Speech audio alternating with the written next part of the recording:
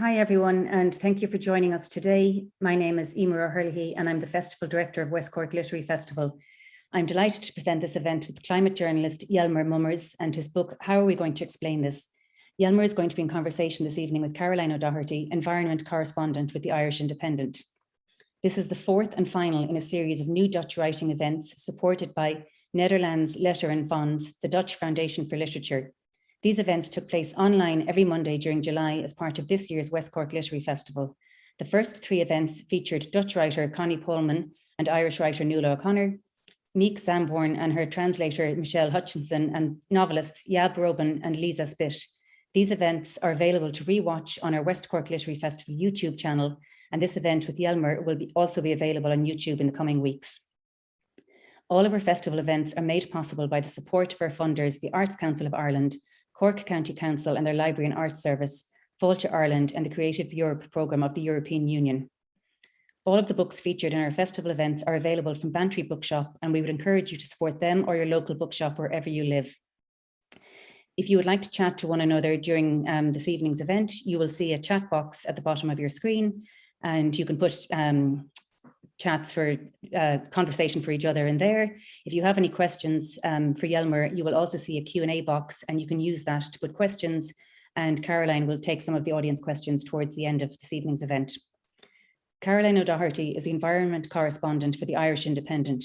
She reports on a wide range of environment-related topics, from the climate crisis and conservation to the built environment, energy, extractive industries, pollution, the policies causing problems, and the people trying to effect change.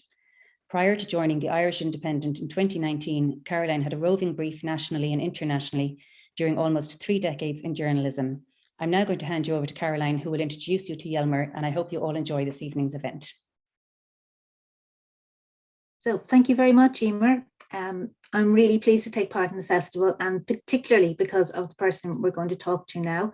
Jelmer Mommers is an investigative journalist with The Correspondent, and The Correspondent in itself is a really interesting model of journalism, so we'll maybe talk about that a little later. But he's also a fantastic writer, as his book shows. I have my copy here. It's well worn. When I started reading it first, when I started marking the important pages and discovered that I was marking a lot of pages. So when I went back to it in recent weeks, I stopped marking the pages because I think we have to come to the conclusion that every page is important. But before perhaps we get to the book, I'm going to address a stereotype, if that's okay, because we think of people from the Netherlands as, you know, so much of the country is below sea level or just above it. Millions live with that knowledge. You have an extensive and extraordinary history of engineering solutions to that problem. And you also have a tragic history of terrible floods. So maybe we think that awareness is higher among the Dutch. And I'm wondering, thinking back to you growing up, was that even part of your education, I suppose, or just your natural awareness, just how vulnerable a society, a community, and people can be to the forces of nature? Well, that's a very good question. And hello, everyone. Thanks for tuning in. I think actually it wasn't. It may have been part of my education, but in that case, I forgot about it. And I think, you know, the bigger story here is that the Dutch people have forgotten how vulnerable they are. Yeah, the last very big floods that really were like this historic trauma for our country were over 50 years ago. So it's very, my generation didn't grow up with a feeling of vulnerability at all. I mean, I grew up in the 90s. So the big idea in my youth was that everything was going to get better, and that history had ended, you know, and I'm a child of that time. So I think what may have caused a little bit more awareness was floodings that happened just a few weeks ago here in the Netherlands, and also in Germany and in Belgium and in the south of the Netherlands. Those kinds of events where a lot of cities and municipalities were flooded, those kinds of events really break through the mold and give people the impression that things are changing rapidly.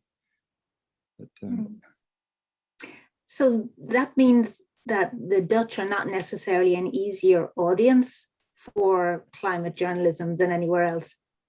No, unfortunately not. I think actually they might be an even harder audience. I mean, every people have their own reasons for not wanting to hear about climate change. But the Dutch are very stubborn about things like costs and the economy. So whenever somebody talks in policy about climate change, the first question that will be asked is, what will it cost to do anything about it?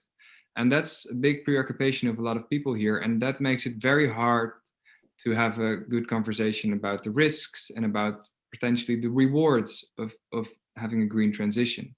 So no, not an easy audience at all. Very skeptical too. Yeah. Can I ask about your own path into journalism then? I don't think you started with climate journalism, but maybe you can tell us what you did and how you got to the point where it became your main preoccupation. Well, I started with investigative journalism, and actually when I was studying communication sciences and then journalism, the first things I got interested in were actually related to climate change. And so that was a very early interest. And when I started working professionally as a journalist, I saw that it only became more important, this subject. So it was very natural to keep at it and to focus and learn more about climate change, because it seemed to be, the biggest issue in the world. And I'm sad that my subject has become so important right now. Yeah. Yeah. And a lot of people would say you need a science background to accurately report. You don't. I think you have the communication science background. So how have you managed to, apart from reading a lot into the small hours of the morning, I'm sure, but how have you managed to, I suppose, be on top of your subject? Well, I think it's, I have interviewed a lot of scientists. That gives you a good impression of what's going on. You can learn to read scientific papers. And I think most of all, you need critical thinking and good reading skills. And I think everybody can develop those. So it's not like, I don't think you need unique skills. What I think is more troublesome is that people would much rather not think about the subject at all. And that's really what's troublesome, I think, for climate journalism, is that today, all journalists, in a way, are climate journalists, because there is almost no topic in the newspaper or in the evening news that is not related to climate change or the sustainable transition that we need to go through. But I think it's not all journalists perceive it that way. So it's seen as a specialty or an expertise still, whereas I think it's much more becoming one big story that everyone needs to be working on. So in that way, if you're writing about business and finance, if you're writing about society, if you're writing about culture, you feel it needs to feed into if you're writing about travel, if you're writing about, everything, consumerism, you feel it needs to be brought into everything. Yeah, I do. And I think that's already happening, right? So it has become much less normal, I think, in recent years, to fly all over the world just for travel, just for fun. I mean, a lot of people are still doing it, but it's become a little bit more problematic. And that implies that travel journalists are also looking at, sustainable holidays and stuff like that. But that's just one example. I think people who write about the financial markets especially are confronted with all sorts of stories about climate risk and about transition risk, and every major business in the world needs to be thinking about what role they will be playing in this transition, or else they will lose their business at some point in the future. And I think, big companies know this. And I think in that sense, this is becoming much more ubiquitous and much more the big story of our time. Can I ask you about the correspondent? Because I said it's an interesting model, and it's a subscriber-based journalism platform. So it's completely different from the old style daily newspaper model, and there's no advertising. So how does that work, and what are the benefits of that? Well, the benefits are that we only answer to our readers. And one of the big founding principles of our journalism is that we want to make journalism with our readership. So we're not just talking to them, but we're also talking with them. So we have a contribution section below each article where we exchange ideas. And often when we start doing a project or an investigation, we will do a call out on our website saying, do you have expertise on this topic, or do you know someone who does? Please come and talk to us. So those are kinds of ways of working which are slightly different. We don't do news.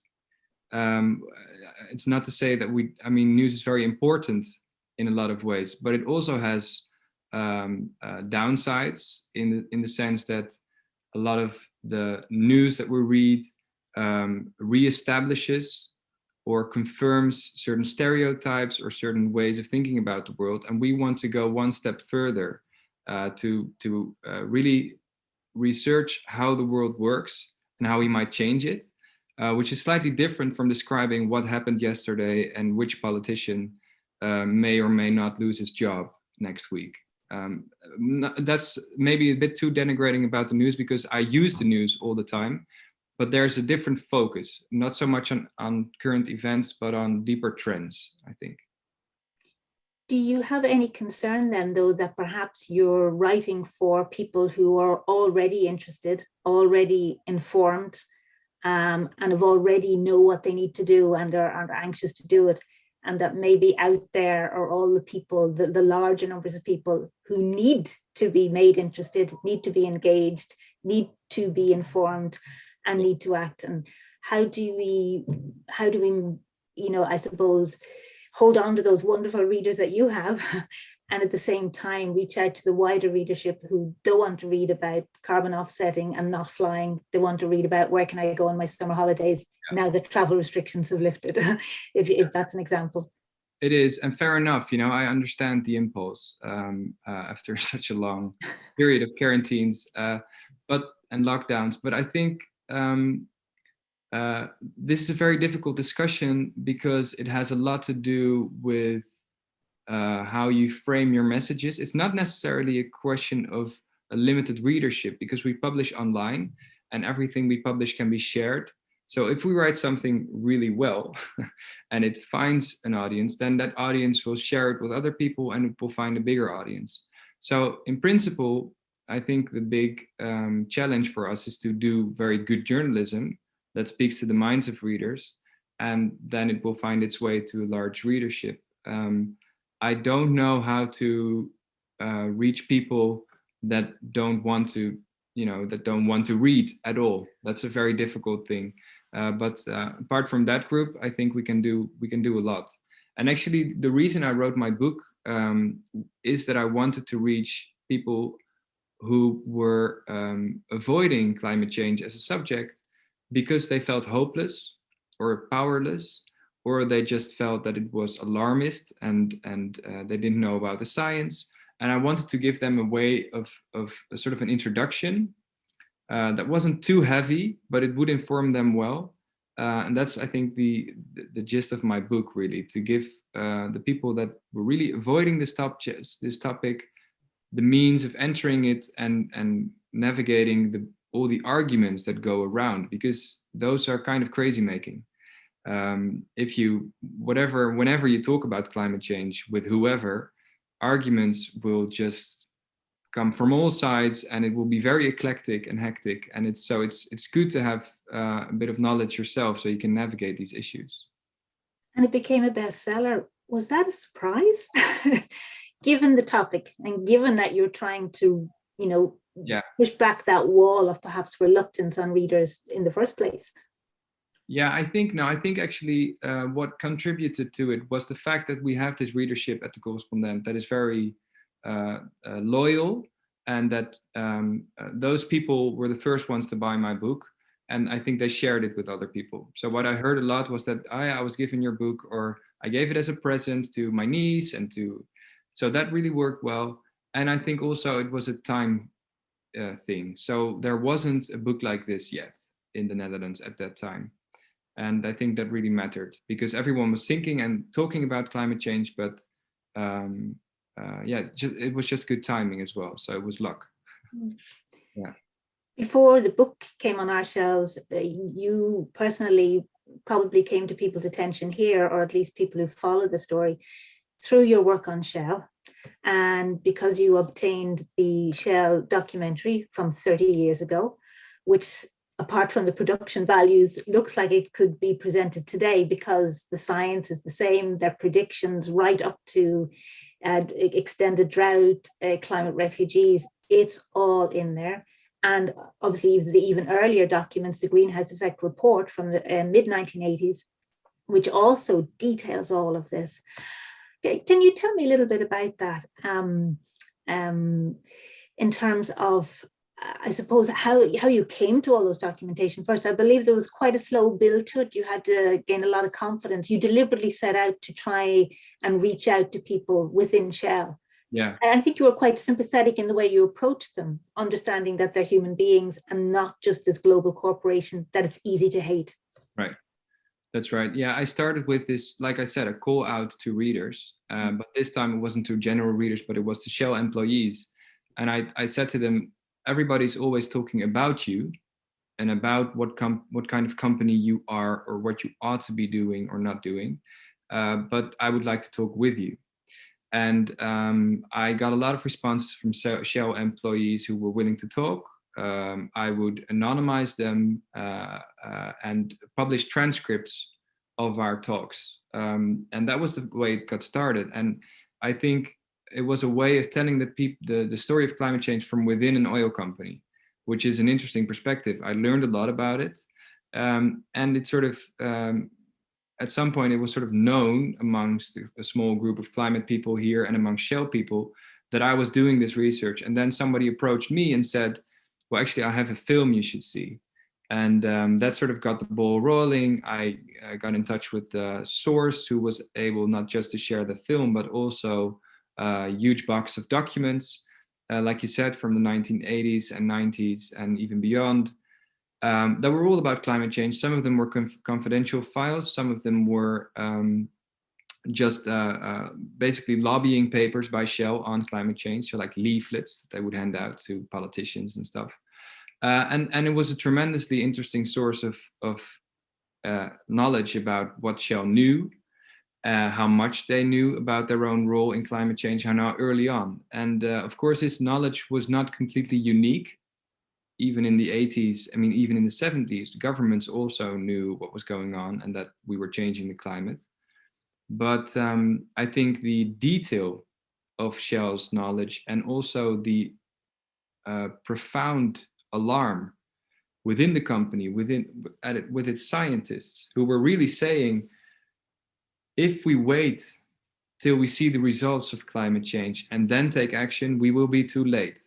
Not too late as in the end of the world is nigh, but too late to stop climate change from happening. I mean, back then they could still see that clearly, and they were right. So we waited much too long to take action. It doesn't say that everything is now lost, but it does mean that we are terribly late to start acting. And so yeah, I shared the film online, then I shared the documents, and I wrote this big reconstruction about what Shell did with this knowledge. And that was a story that got a lot of attention, obviously, because everybody was interested in the fact that Shell had this knowledge in the first place. What was the company trying to do? It sounds completely insane for a company to point out the problems with its product. Were they in some way, they weren't, and having watched the documentary, they weren't saying we should stop drilling for oil, but they were looking at, let's go more for gas because it's cleaner. Let's have much more fuel efficient vehicles. Let's capture all the heat that escapes from industrial processes. And they were also talking about wind and solar. And it's almost as if they were saying to governments, if you want us to really do something about this, maybe incentivize us to take on wind and solar. They left open a lot of possibilities for governments to act. Yeah. So I'm wondering, did that absolve their conscience, if you like, or it's an unusual thing. What were they actually trying to do you think? That's a very good question. I think they had sort of several goals. they wanted to be seen as a responsible company. They wanted their personnel to know that they were a responsible company. They wanted to make a difference. I mean, Shell, for better or worse, has been a place that it's attracted a lot of idealist people. So I have spoken to a lot of employees who went to Shell, who went to an oil company to change it. A lot of them have come back very disillusioned. Some of them are still working there, and I think so. I think they were doing several things, but one thing that they were clearly doing is trying to own the subject, which is very smart. If you find out that your product is a problem, it's best to own the conversation about it and to be seen as a source of valuable information about, what can be done about it. And like you said, they never proposed to cut oil production. Indeed, they made it very clear that basically that was an impossibility in their view. And in that way, it was also a lobbying effort. And actually, for the most part, I think these documents that I showed were part of a lobbying effort to make governments take actions that Shell favored. And I think the whole oil and gas industry and the coal industry have taken part in lobbying campaigns like this, and they still do. So it was always about showing governments, and this is what I found very interesting about it. They were always trying to point out what kind of policies would be wise, what kind of policies would be prudent, what kind of policies would be good for the economy, which is a very appealing way to talk about these things, because it will give people the impression that you are the most sane person in the room. If you take that rhetorical stance and someone else comes in from an NGO and says, we have to take much more action, much more quickly, there's a disaster coming right for us, then policymakers will look around the room and think, well, these Shell people are much easier to talk to. I think that's the kind of dynamic that you may have had as well. I'm speculating, of course, I wasn't in the room, but I think these are the kinds of rhetorical strategies that companies like this have followed and still do follow. The recent case against Shell, when citizens take Shell to court and won, 30 years on from this documentary, so nothing happened fast. But how did it feel to know that you were sort of part of that your work was helpful in presenting that case and in that success? Although I suppose we don't know what the outcome is yet to be, but in terms of the practical action Shell will take, but that must have been satisfying for you. Yes, it was. Although I have to say, I wasn't really part of the court case myself, although the documents were used. But frankly, I think the court case could have been done without those documents. I'm not sure about, I don't want to overstate their importance, but I think it was a very important ruling.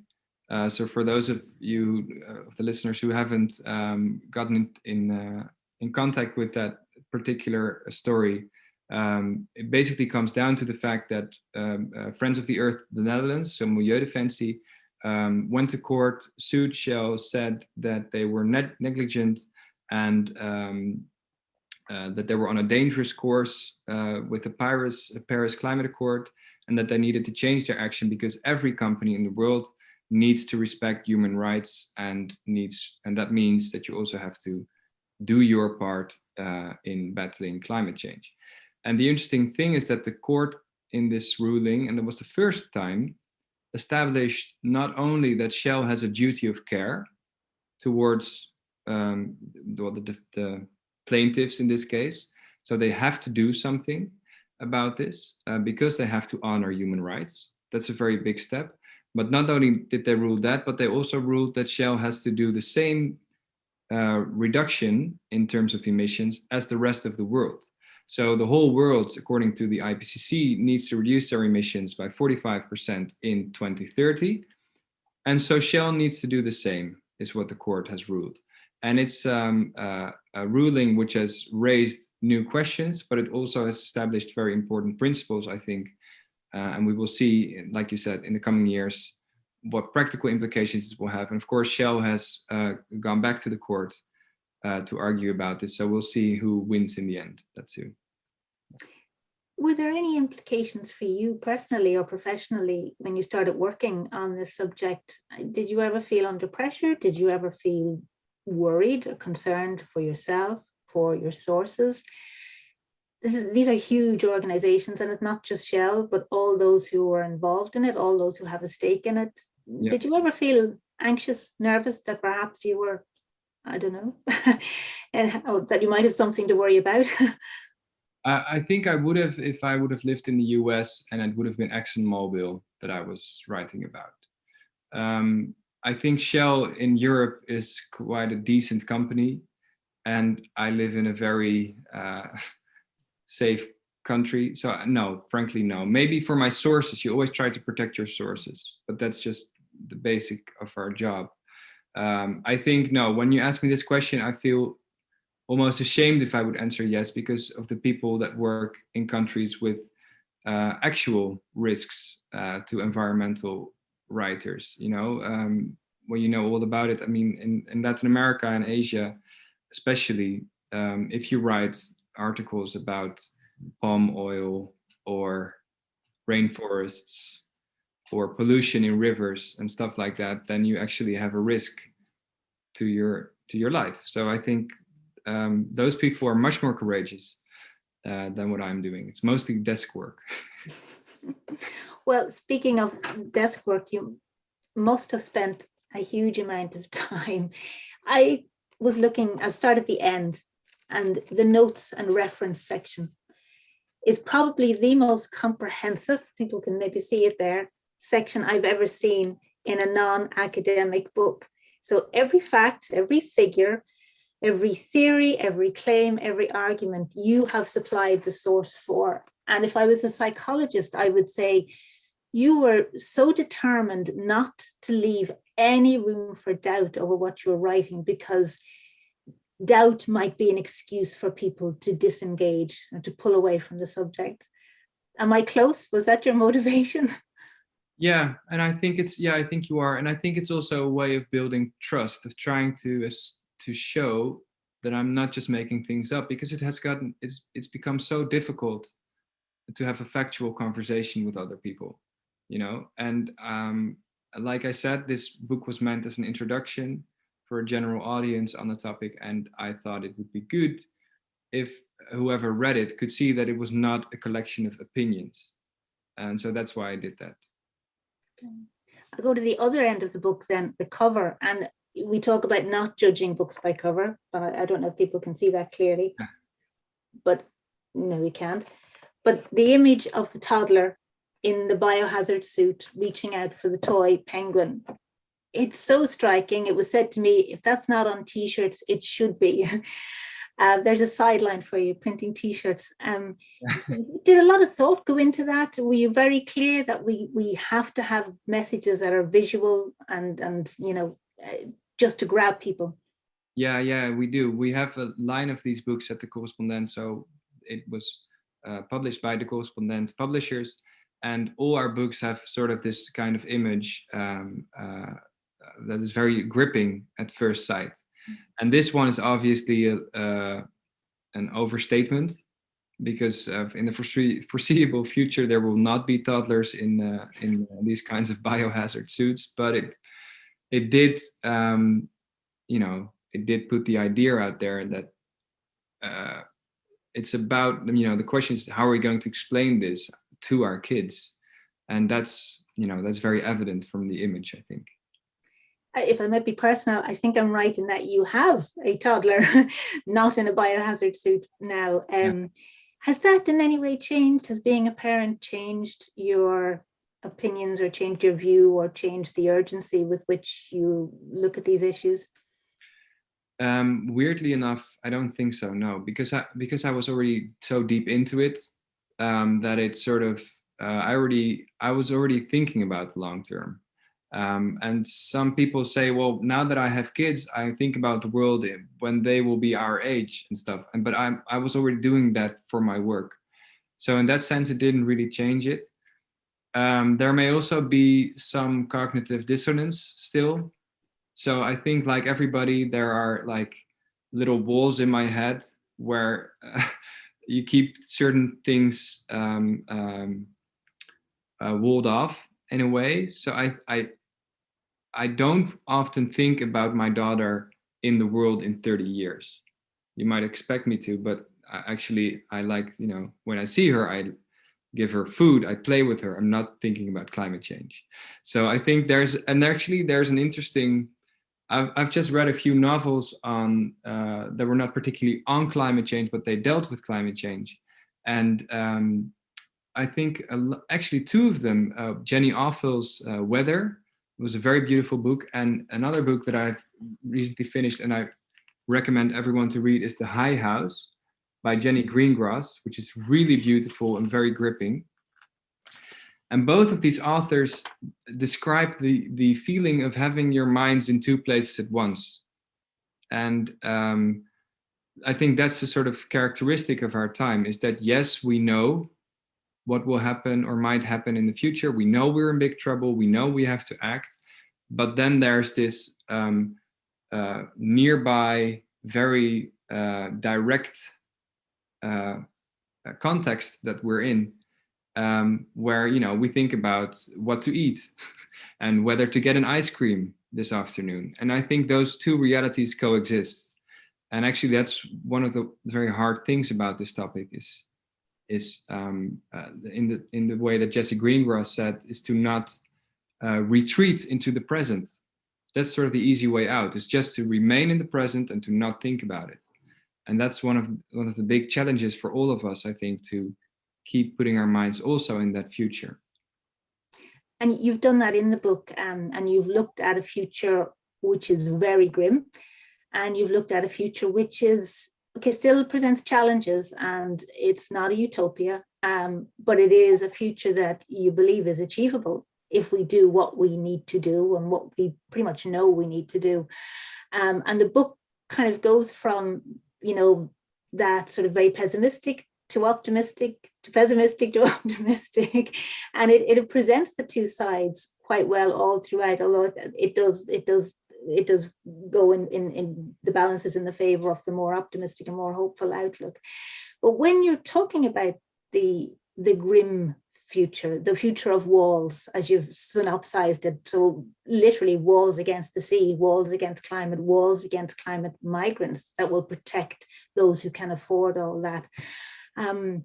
There are days when you think that's where we're going. And when we see what happened this last couple of weeks with the floods in Germany and in China and in Turkey and in Uganda and with all the wildfires in the States, you kind of think, well, that's the path we're on. Is it very hard to switch your head into, no, it's not necessarily, because there's still several paths ahead and we can still choose?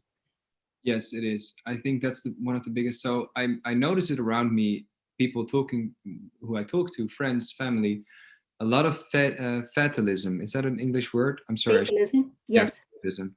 So a lot of people think that because the world now is operating in a certain way, with basically business as usual, high inequality, very polluting economic activities, the sort of standard thought is that these things will remain that way, and that's why we will all perish. Now, I have an issue with that thought in two ways, because I don't think that it will all remain the same. In fact, I think it's already changing in a lot of significant ways, and I talk about those in the book. And also, I don't think that the endpoint will be that we will perish. I think the idea that people have of climate change as an apocalypse is wrong. I don't think it will end in the annihilation of humankind. I do think it can become very grim, but it will become, like I write in the book, there's a lot of stages between a 1.5 degree world, a 2 degree world, 3 degree world, and one in which there's like literal uninhabitability for our species. I mean, that's a far way off into the future. So that's one of the things I try to stress in the book, that we have little time to reduce emissions, but we do have time. It would be so bad if we gave up now. already. That's one of the biggest mistakes we can make. Well, what's interesting, and if it's okay, we might ask you to read a section from the book, because you look at the philosophy around that the philosophy that feeds into those discussions.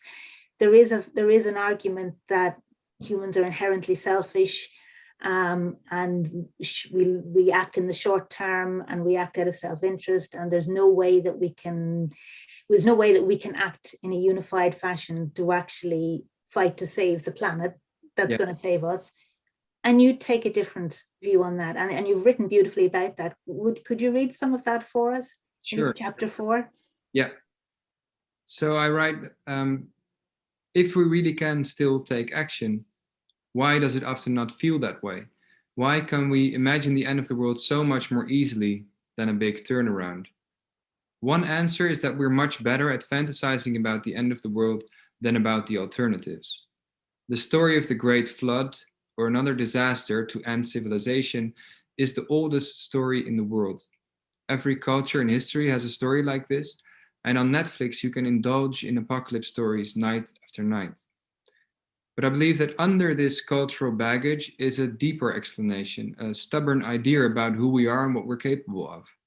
The most important reason for our meager trust in an effective way of tackling the climate problem, I think, is that many of us have begun to believe deep down that humankind itself is the problem. I'm talking about the negative human self-image that is now so widespread that we no longer notice it. The idea that we're inherently selfish and therefore will never work together for the common good. That we're doomed to fail, that we deserve it.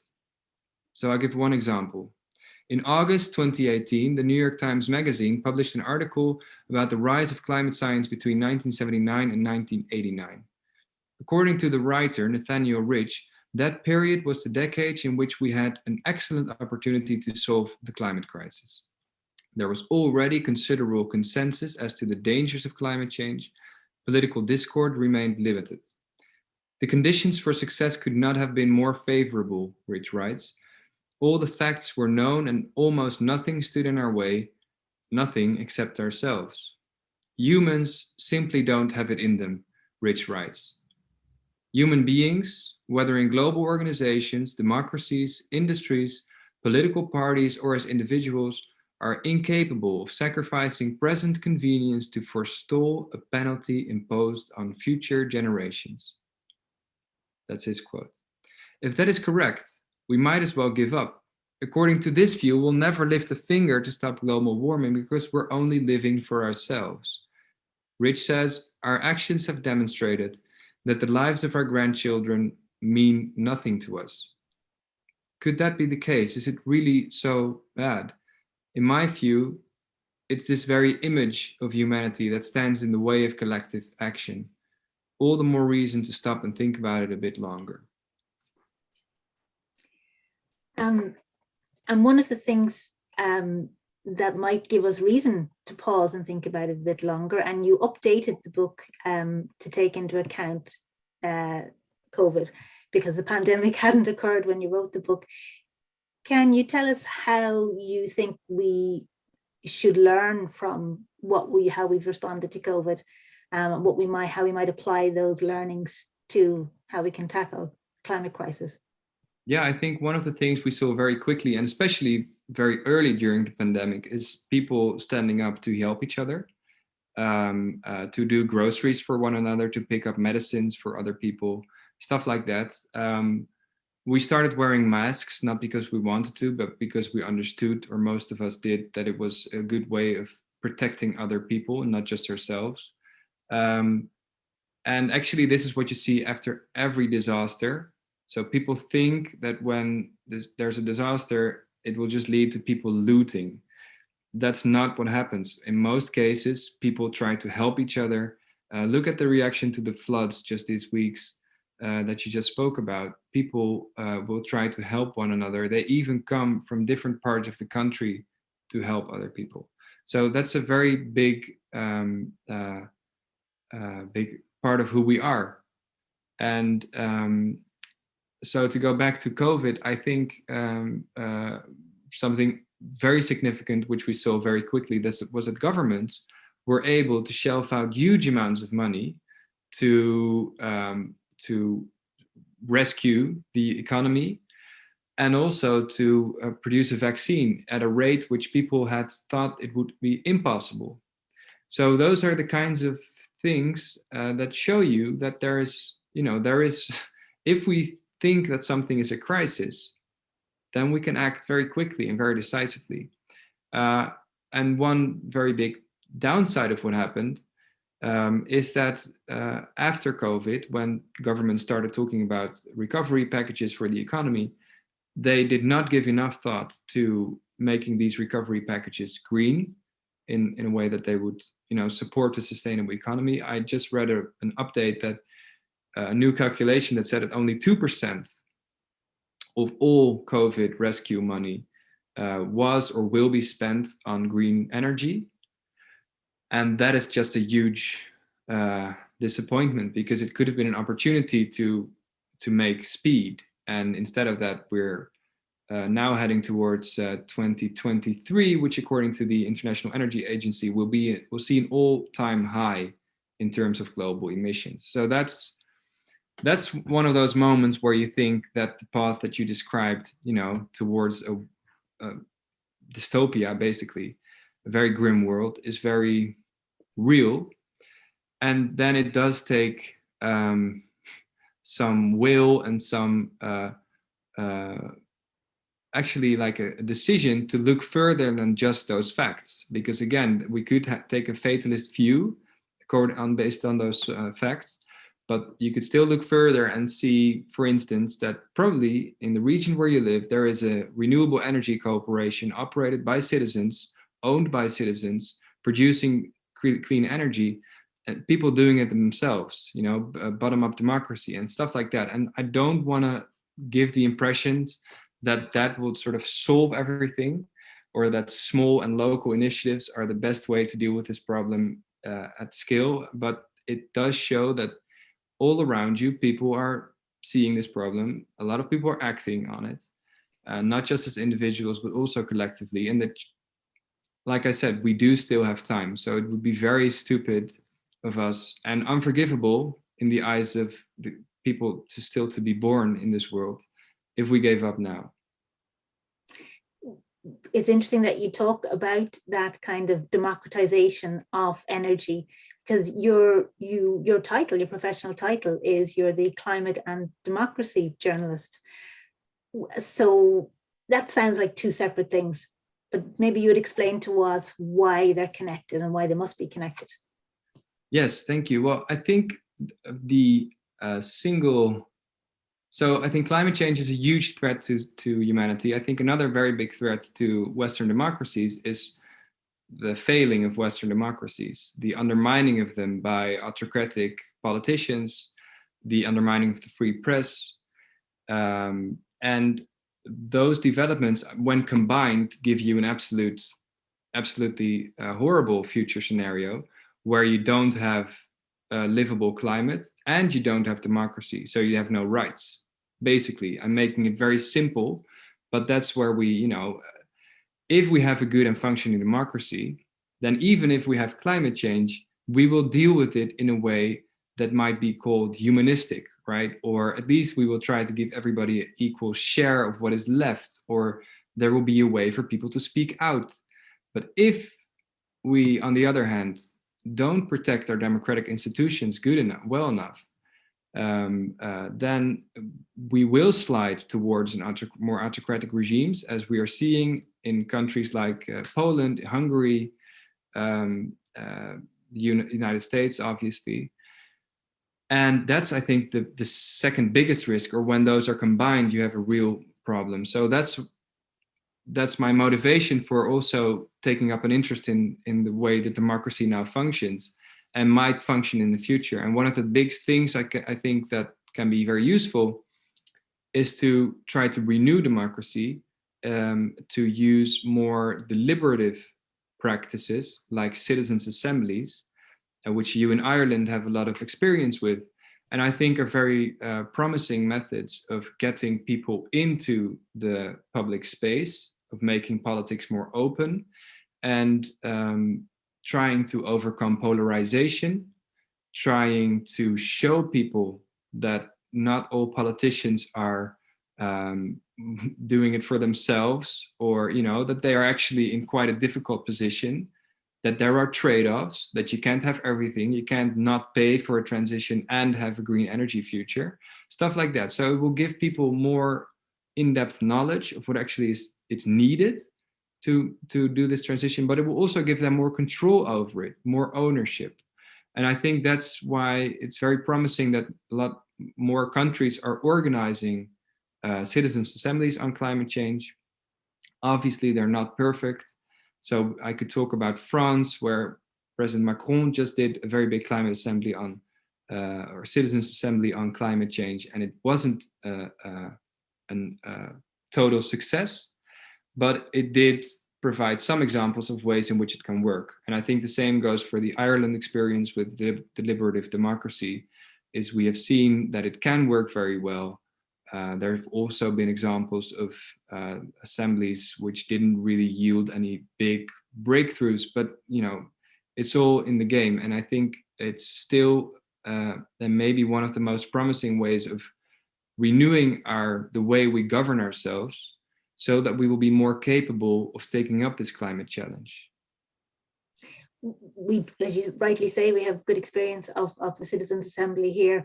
One of them that we're waiting for, though, is a Citizens' Assembly on biodiversity, Right. Because we've always talked about the twin crises of biodiversity and climate. And you do speak about an experience you had traveling to Ecuador on an exchange program. Do you still sort of think about the two subjects, the two crises as intertwined in terms of biodiversity and climate? And do you still believe we need to work on both at the same time? Yes, I do. Actually, a lot of the time, and I know this is technically wrong, but a lot of the time I use climate change as a sort of stand-in or a pars pro toto of all the environmental problems, because it's not just, I mean, you can add the biodiversity loss, but you can also add nitrogen and phosphorus pollution and stuff like that. So you can make the list a lot longer. But I think a lot of the solutions that we are looking at will do well for both these issues, or for all these issues, which again doesn't go to say that there will not be trade-offs. There may be, you know, so we need to be smart about this. So there is a way of doing a renewable energy transition where you just use wind energy, for instance, in places where there's a lot of birds who will be bothered by the windmills. That's not a good way to do it. So we need to try to do this as intelligently as possible, so we not only address multiple crises at the same time, but also reap the benefits of addressing multiple crises at the same time. And those benefits are really there. Well, we have a question, and if I can read it, and someone asks, through your research for the book, are there particular works of non-fiction which you think are persuasive for the general reader about changing our behavior on the environment? Now, I kind of know some of the answer to that because you have done a further reading section in your book, but are there particular works that you would say, look, after you've read mine, which you have to first, here, go and read these books? Are there particular books you really feel that would be useful to people? Yeah, I do, but I think, so the further reading section is also quite long, like the notes. So I have a hard time picking just one of them. But I would say, actually, you asked nonfiction, but I will say fiction, if that's okay. And I will, again, pick up this book because it's just really well written. And it is an example of telling the story of a future flood. So I showed Jesse Greengrass, by the way, The High House. It is an example of telling a story of dystopia, but in a way that gives more insight into what might happen. This is a very interesting book because I learned something that I didn't yet know, which is that a lot of the people around me, when there were recent floods in Germany and in the south of the Netherlands, a lot of people started talking about ways to sort of get away from the next flood, or get away from the Netherlands because we are a low-lying country. Like maybe we should go and live on a mountain somewhere, right? And this book showed me what actually happens when you do that. So when there does come a time when climate change will be will make parts of the world uninhabitable. Say you do live in a high house. What will it be like? And it's very sobering to read about that. And my conclusion, and it was actually an eye-opener, is that truthfully, it will be much harder to live in a situation like that, where you will be one of the survivors. You think you'll be happy, but actually, believe me, I think it will be much easier to find ways of collectively making a transition to renewable system where we don't have to deal with this kind of flooding of basically in the book East Anglia floods, the east of England floods, which is, I think so. It's a very dystopic story, but I think it goes to show really that when people say I might be thinking about finding a way of adapting to climate change, that in the end there is really no way to adapt well to climate change, and it will be much better if we solve it, really. Yeah. That's interesting because as you're probably aware, there is a lot of talk now about putting money into climate adaptation. And even at the start of, we now have about 2 weeks of discussions from the latest International Panel on Climate Change in preparation for publication of their next report in about 2 weeks' time. They're meeting now, they're reviewing it. They started this morning, and at the opening session, they talked about adaptation. Is that giving in? Or because adaptation means, in the scientific term, it means actually finding ways to accept that there's going to be climate change, accept there's going to be extreme weather consequences, and adapt how you live to deal with that. Is that giving in your view, or do we have to do a bit of that and mitigate further? Yeah, I think we do need to do both. So I don't want to say that adaptation is wrong, but there's very clear limits to adaptation. So we might be able to adapt to 2 or 3 degrees world. I don't have a very specific view of how that world will be, but it will be very different from today, and it will be grim. We might be able to adapt, but the problem is that when you reach a 3 or 4 degrees world in the future, in the centuries to come, then you will be tipping off tipping points in the climate system, which will make sure that it will get even hotter. Because there is a way in which feedbacks in the climate system will make warming worse as it goes on. I won't talk about them in much detail. They're in the book, but they're like, one very famous example is permafrost thawing in Siberia and places like that, which releases methane and carbon dioxide, which will then make it more hotter, and so on and so on. And for that reason, adaptation is never a solution. You have to stop the world from warming. But I don't want to say that you shouldn't adapt to the climate change, which is already inescapable and is already here. Obviously, we should try to live with that as well as we can, and to save as many people as we can from extreme weather events like we have seen in the past few weeks. So it's a question of both, but I think the priority and the emphasis should always be on mitigation of stopping the world from warming further. Now, I know we're coming close to the end, but in less than 100 days, all the world leaders are gathering for the United Nations Climate Conference, COP26 in Glasgow, postponed from last year. And this is the first time they'll be getting together to sort of see what progress they've made on the Paris Agreement, which we already know is not going to be sufficient. It's good news in that United States is back after President Trump pulled them out. How do you feel that's going to go realistically in terms of what they can? We keep hearing this is the last chance, the last chance. We're at again this morning was referred to, we're at a climate crossroads. Yeah. What's your feeling about how it will go and what would be the outcome from it? Yeah, it's very hard to. I don't know. I mean, I hadn't expected Paris to end in a accord in the way it did. So it's very hard to know what will happen. We have seen climate conferences fail. We have seen limited success. I think what I read is that countries like Brazil and Russia and even China and India are not doing enough or pledging enough. to make this a success. What I read is that the G10, so the richest countries in the world, aren't getting their act together. So that's not very good signs ahead of this climate conference. But yeah, like you said, we still have 100 days, and there will be momentum to make it a success. And I do think that in the context of all the extreme weather events we're now seeing, it will give people more reason to think. I mean, even Vladimir Putin recently blamed the fires in Siberia on climate change.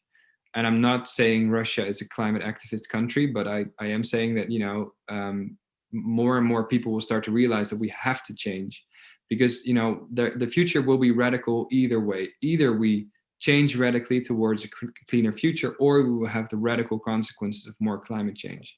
So we will have to change, and I hope more and more people will see that. I know we are coming close to the end, but someone has gone to the bother of getting in touch from Chile.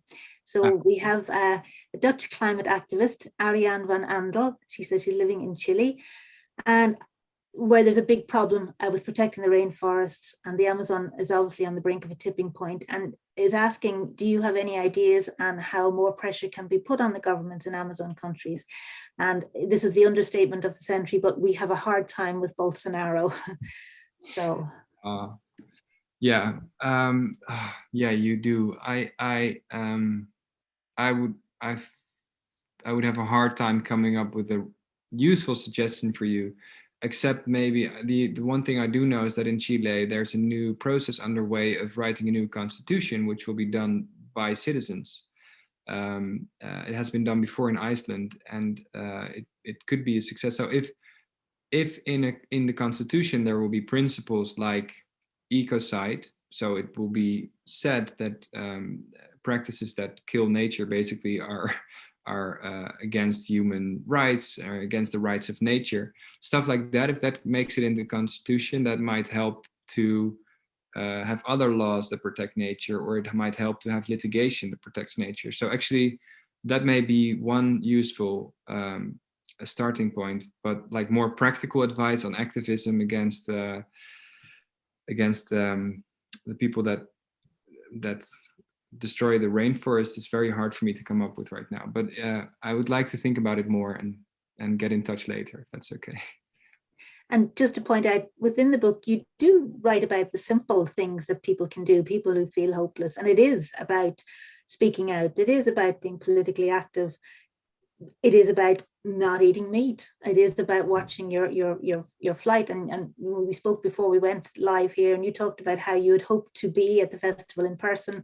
You'd hoped to make a holiday out of it, to travel by train and boat. Just maybe a little word on, I suppose, how personally, you deal with that conflict between I'm only one person and I can't do a whole lot, to saying, well, I'm one person and I might influence others, so I must do what I can. Yeah. How do you weigh that conflict up? I agree with the last phrasing of that. I mean, I think it's inevitable that if you change your behavior, you influence others. And it's very noticeable. So if you stop eating meat, or if you say, I stop flying. So we spoke about how I visited Ecuador about like 4 or 5 years ago. I wouldn't do that today anymore because I don't fly anymore. And people know that. And I think it doesn't like overnight change the behavior of other people, but it does help shift cultural norms. If more people say that it's not okay to fly at this point in time. And, it's the same goes for eating meat. And I think that will be seen as the biggest moral outrage of our current time. In a few decades or a bit later, we will say to each other, how could we still do that?